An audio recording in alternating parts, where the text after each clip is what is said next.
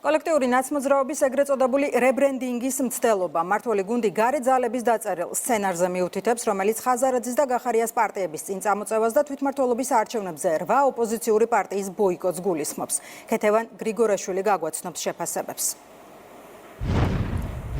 მიიღებენ არჩევნებში მონაწილეობას თუ არ მიიღებენ, გაერთიანდებიან თუ არ გაერთიანდებიან, მმართველი გუნდის შეფასებით ოპოზიციას მხოლოდ ერთი დასასრული აქვს და ეს არის სრული მარცხი. როგორც მმართველი გუნდის ლიდერები ამბობენ, ამ ტრაგიკულ მდგომარეობამდე მათი ოპონენტები მიიყვანეს გარე ძალებმა, სწორედ მათმა პატრონებმა და იმ შემთხვევაში თუ ოპოზიციის წარმომადგენლებს კონკრეტული კითხვები ან პრეტენზიები გაუჩნდებათ საკუთარ მდგომარეობასთან დაკავშირებით, პასუხებზე სწორედ deep state-ს უნდა მიმართონ.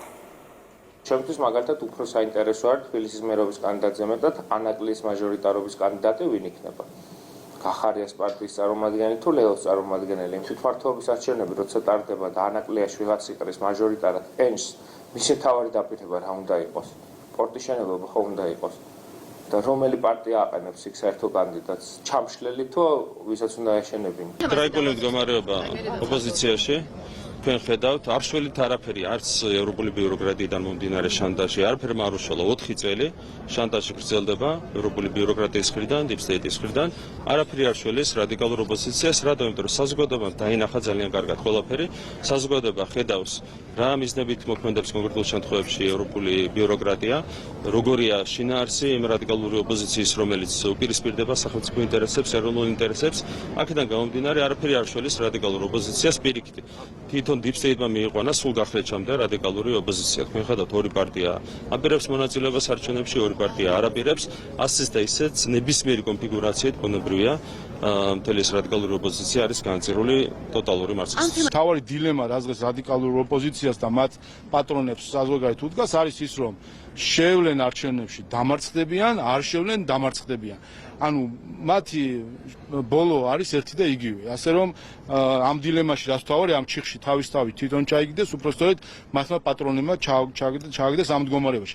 აი რო უსმენდნენ ზოგიერთ ელჩს და მანდატებზე რო უარი თქვეს, ეხლა მივიდნენ იმ ელჩს მოკითხონ პასუხი. რო უსმენდნენ ზოგიერთ ევროპელ ბიუროკრატს და ბოიკოტს უცხადებდნენ არჩევნებს, წავიდნენ ეხლა და იმ ევროპელ ბიუროკრატებს მოკითხონ, რატომ შეიყვანეს ამ ადგილში. აი ეს არის ბედი ყველა იმ ადამიანისა, რომელიც ვასალი ხდება სხვისი. აი ზუსტად როგორც ვასალს ექცევიან, ისე მოექცნენ საბოლოო ჯამში რადიკალურ ოპოზიციას, ხედავთ რომ ათამაშებენ ჩვეულებრივად თოჯინები. ბევრი ასეთი გაერთიანებები გვინახავს აგერ ახლო წარსულში, მაგრამ შედეგი 0. იმიტომ რომ ვიცით ეს ადამიანები გინდ ცალ-ცალკე აღებული, გინდ გაერთიანებული, რას წარმოადგენენ, ვის ემსახურებიან და რას ემსახურებიან. საქართველოსთან, ქართულ ხალხთან და ქართული ხალხის ინტერესებთან, გინდ გაერთიანებულებს და გინდ ცალკე დაშლილებს ამ რადიკალურ დაჯგუფებას არანაირი საერთო არ აქვს.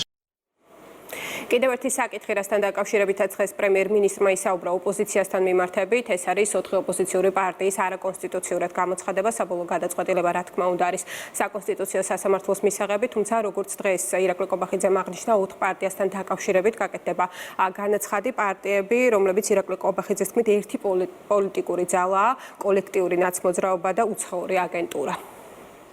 პარტიებს ჩვენ ვერ გავაუქმებთ.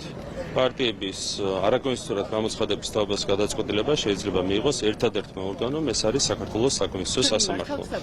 ჩვენ რა თქმა უნდა მიმართავთ 4 პარტიასთან დაკავშირებით, იმიტომ რომ 4 პარტია არის ერთი პოლიტიკური ძალა, ეს არის კოლექტიური ნაცმოძრაობა, ეს არის უცხოური აგენტურა, რომელიც უკვე ამდენი წელია კოლექტიურად 2003 წლიდან მოყოლებული ებრძვის საქართველოს ეროვნულ ინტერესებს.